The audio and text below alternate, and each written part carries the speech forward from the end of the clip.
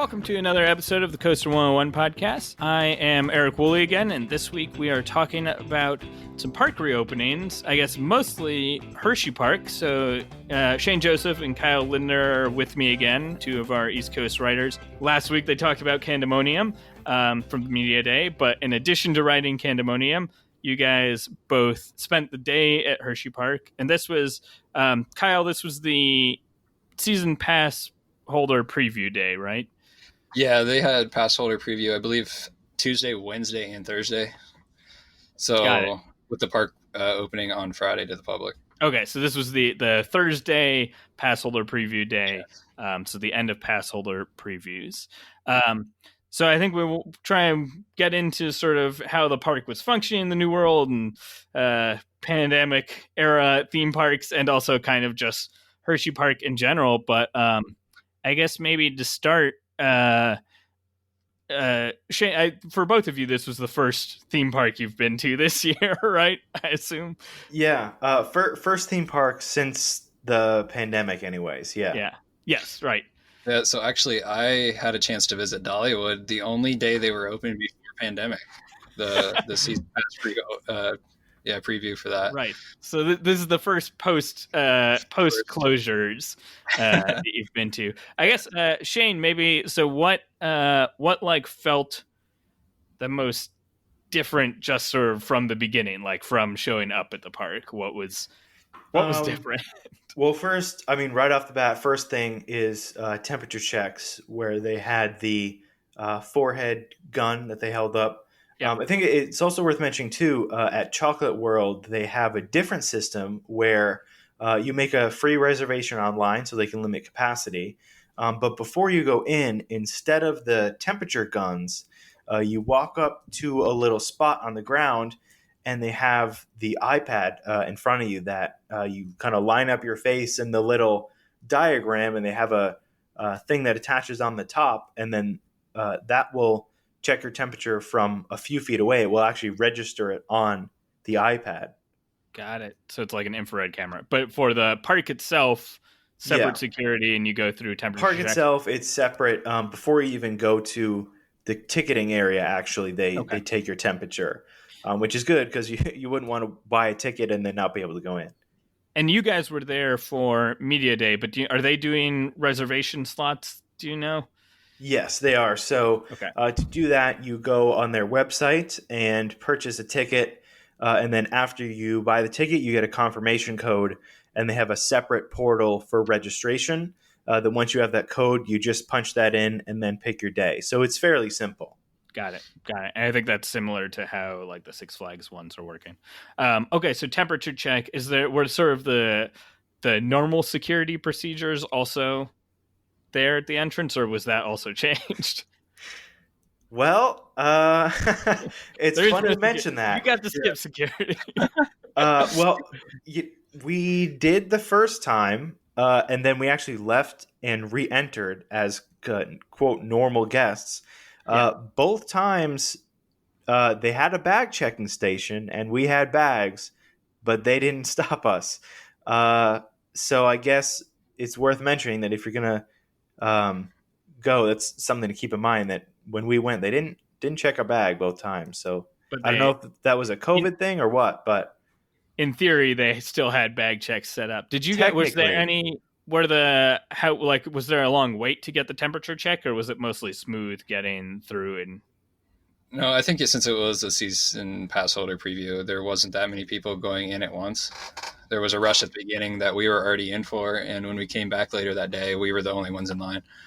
Got it. Do you know, are those checks, you mentioned that like Chocolate World has a separate check, and like, I mean, I remember when I was at Hersheypark, like one of the great things was like, oh, you go to Chocolate World at any point in the middle of the day, and there's stuff outside the park.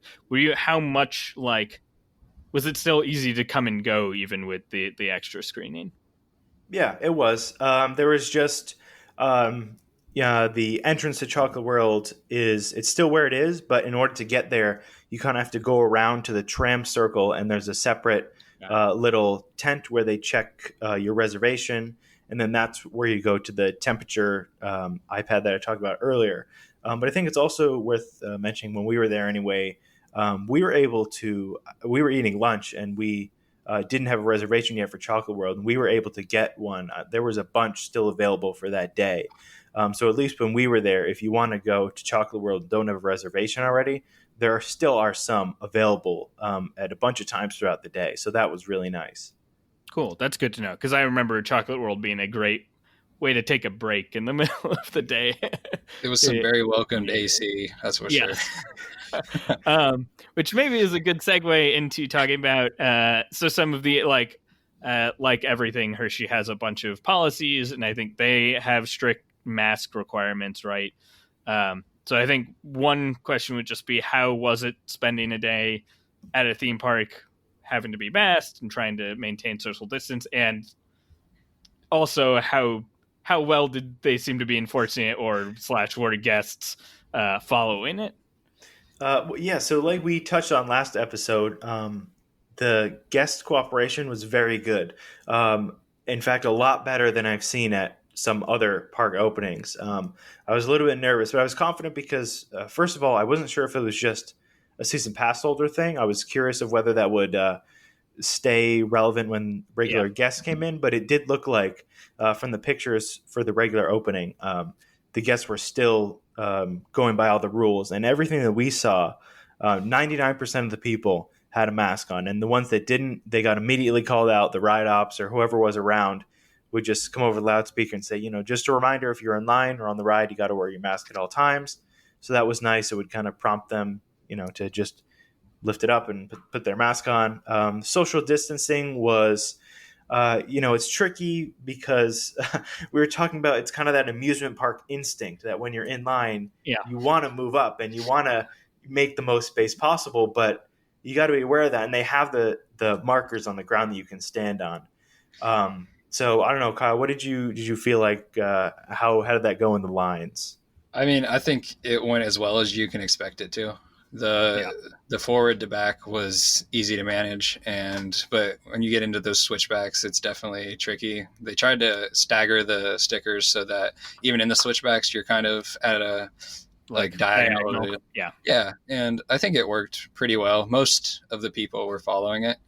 I mean, obviously there's some that were bigger groups together, and so hard to tell that apart, but for the most part, it seemed pretty seamless. And were they? So Nick had mentioned with the Orion first rider auction, they were every some amount of time, maybe 20 minutes, half hour. They basically paused the coaster to sort of disinfect like the lap bars and stuff. Was Hershey doing that on any of their coasters? Could you tell? Did it feel like there was operations were a little bit slower than normal, or did it seem basically like usual? It seemed pretty normal. So the way their operation schedule worked is, from what I understand, most coasters are they do the deep cleaning, so the sanitizer wand and everything every hour on most of the rides. Okay. Some are every 2 hours. Me personally, I would not complain if it was even sooner, like every 20 minutes or every half hour. But for what they were doing, it definitely didn't seem to impact operations that much, besides when they had to do the deep cleaning. Like when we went on the dark ride, they were cleaning the vehicles with a rag after every run, every time they got back to the station, just because they have those guns that you got to touch. So the whole vehicle they would sanitize and wipe down, which is great, and really didn't seem to slow things down that much, at least that I noticed. Yeah, we were in line for Lightning Racer, I believe, and they have kind of like what you would see to spray your weeds, like a little pump at each station. And so when we were there, they just announced quickly that, there would be a mile or a small break in so they could sanitize. And what they do, they just pump it up on each side, and one of the ride ops would go down through, spray down the whole train, seats, the backs, the lap bars and everything, and then they would send the train out for a run to dry it off. Yeah. So I mean, it was 10 minutes max that we had to wait, which not a problem. Got it. Cool. How was I guess you mentioned the the dark ride, the Cupfusion, was open, were there any? I mean, so we know that if anyone missed it, Storm Runner is closed for the season. Our guess with that is actually that's probably maintenance related. Because the the accelerator coasters need a lot of maintenance. Yep. Was there anything that was like any shows or anything that were closed because of not wanting people indoors or something? Not that I saw. They have their theater. They have a music box theater there. I think they do like an indoor stage show. That I believe is closed for the season. It was definitely closed the day of. I wouldn't be surprised if that was down for the season. But other than that, there was nothing that I noticed that was specifically closed for health purposes. Yeah, they did have a outdoor seal show, and we couldn't tell if it was up and running or not. They had show times out there, and we saw a seal in the pool, but we never actually saw people in the theater. So it'll be interesting to see if they, put stickers down and allow people in there later this year. Yeah, and space people out in it. Yeah. And I guess they have a water park, right? But I assume the water park was closed. No. The water park was open. Oh, okay. Oh, that surprises me because I know like Cedar Point was not opening their water park. I think most of the Cedar Fair parks were not planning to open their water parks. I think though the water park was probably busier than the dog park for sure. Yeah, sounds like it was a very hot day. So it definitely was. The other thing, just real quick, sorry to cut you off. Go ahead. Hersheypark's water park is actually pretty much smack dab in the middle of the actual park. Right. So you have to walk through a section of it in order to get some of the rides in the back, like Laugh Track, Lightning Racer, a couple of flat rides are back there. So that's another thing to keep in mind is that there are no masks required in the water park. So just keep that in mind. You can stay pretty far apart from the water park path, but in that general area, a lot of people without masks just because they were coming and going from the water park. Got it. So then I guess personally for you guys, how did it feel wearing a mask? I mean, it was a hot day, humid, like Pennsylvania always is in the summer. Did you guys survive? We made it. I think the first half of the day we were plugging away, and definitely in the afternoon I told Shane, I was like, I'm tired of breathing hot air, and it was rough, but definitely worth riding roller coasters with a mask than not riding them at all. Yeah. I guess that's actually another big question. So Hershey is requiring masks on the coasters. Did it feel like, did any of them, you could imagine maybe on Skyrush or Candymonium, did it feel like your mask, your mask was secure? Like, was there any, did you notice that you were wearing a mask versus not? A little bit. I think I noticed it more walking around, I would say, than being on the actual rides. And it's also worth mentioning, me and Kyle both had the gator style mask. So the one that goes over your full head, it goes around your neck, and then you can pull up the fabric. I would definitely recommend that. It's a lot cooler than those cloth masks. And like you were saying, Eric, it's a lot more secure on those rides because it's fully, it's elastic and it's fully around your neck. So that thing is not going anywhere. So if you are going to the parks, I think they're like $15 or something. I would absolutely recommend spending the money and getting those gator masks. Yeah, definitely worth it. And you can give it a quick wet down and it'll keep you cool. I will say we never saw anyone lose a mask. Yes, that's true. There were plenty of people that had the normal around the ear, and I never saw one mask go flying or anything. Cool. Good to know. I guess maybe let's just get into Hershey sort of more in general, since it's a theme park that's finally open this year. We haven't had a chance to talk about very many of those. How did 2020 Hersheypark sort of feel in general? I mean, Kyle, you haven't been there for a very long time. Yeah. What do you think of going back to Hershey? So if you didn't hear the last episode, I have not been to Hersheypark since my 10th birthday. And since then, the park felt like to me doubled in size. There's 7 or 8 new roller coasters since then. So Hersheypark has been on my list for years to get back to. And I was very excited to get on some new rides like Skyrush and Fahrenheit and Laugh Track. But Yeah, I told Shane early on in the day that I was very impressed with how sleek and modern everything looked. Everything was very clean, and you could tell that they have put in the work in the off season to keep everything looking nice and shiny and new. Shane, you have been a lot more recently. Did it feel like Hershey had done sort of that kind of touch up on the entire park, or does it? I mean, my memory of Hershey is I certainly don't remember it not looking nice and sharp, but like I don't know if it stood out. Did that feel like a recent a facelift for the entire park? Yeah, it definitely did. I kind of have the opposite experience to Kyle. I went last year for my first time at Hersheypark, which was interesting because last year they were kind of already starting on Candymonium when I went. So they had the temporary entrance set up that I used. But overall, I would say it looks great. A couple coasters got a paint job. Stormrunner, I don't know if it was this season or last season. Stormrunner got a paint job redo, and then Fahrenheit is totally new paint, which looks awesome. It's totally, it's a nice orange and blue. It's striking against the sky. It looks great. And just the general park, I could tell even from last season to this season, the upkeep is just as good.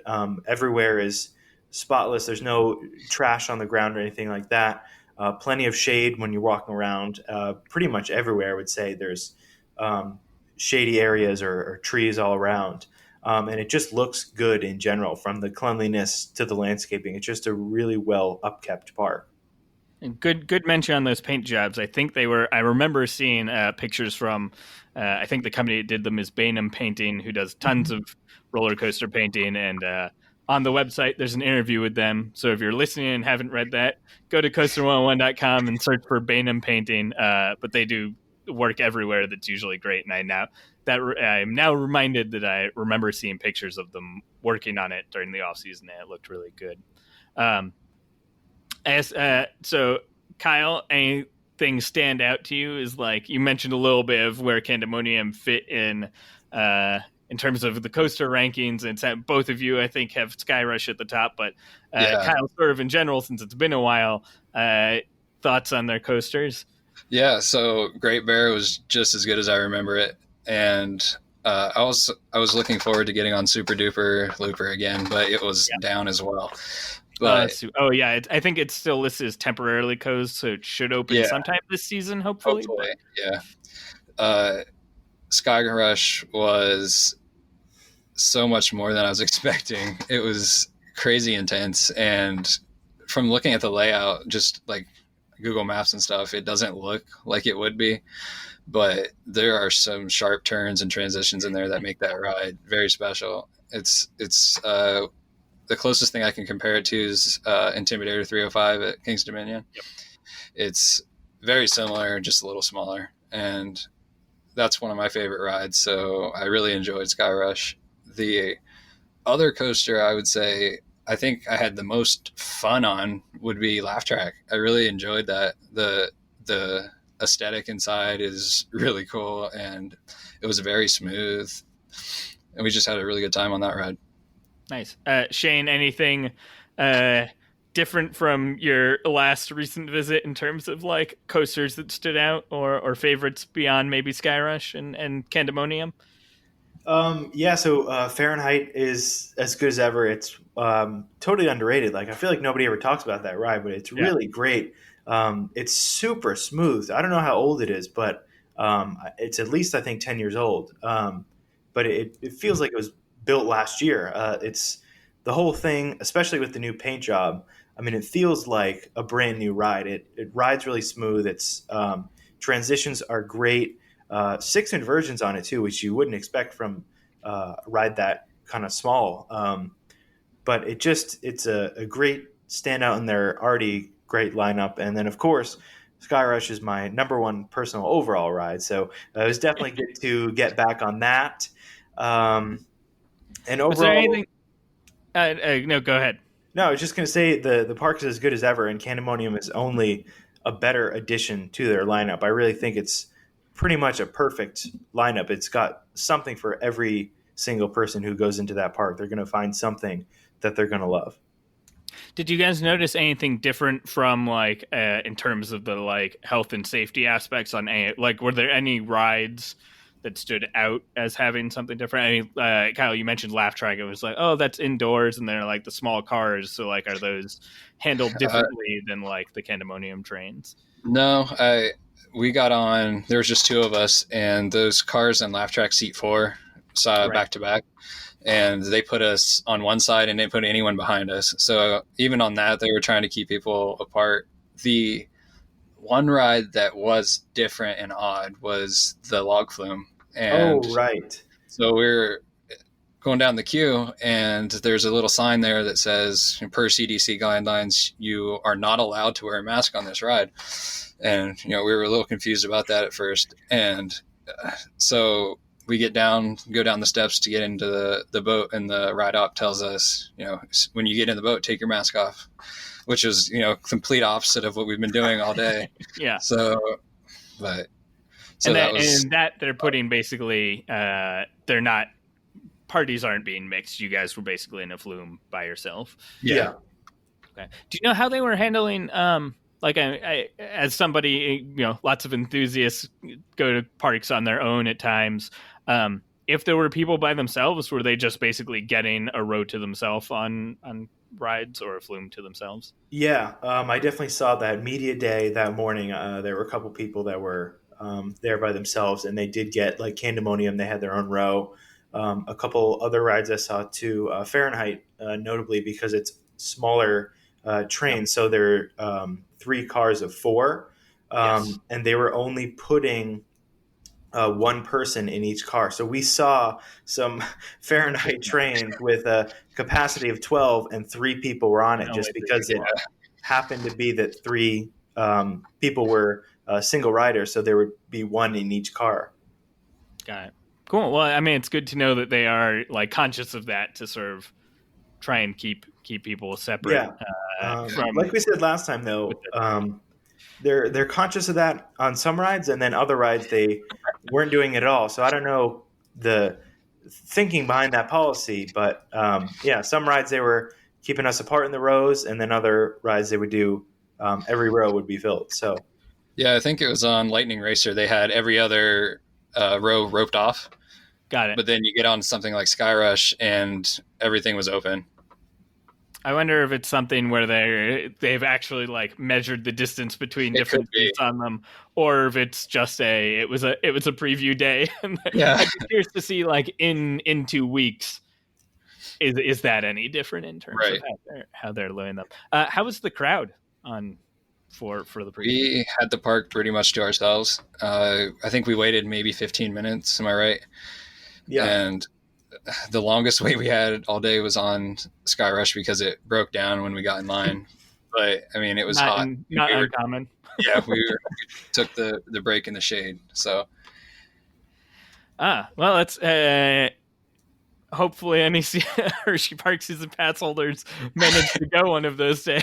Since it might be more crowd. I guess we checked kind of a little bit the crowds now, and we're recording this on their first fully open day, and it seemed like it's maybe not too packed still. So hopefully it stays not too bad, at least for fans, so that they can go. I guess any last things that sort of stood out from both opening day in general, or also how it differed?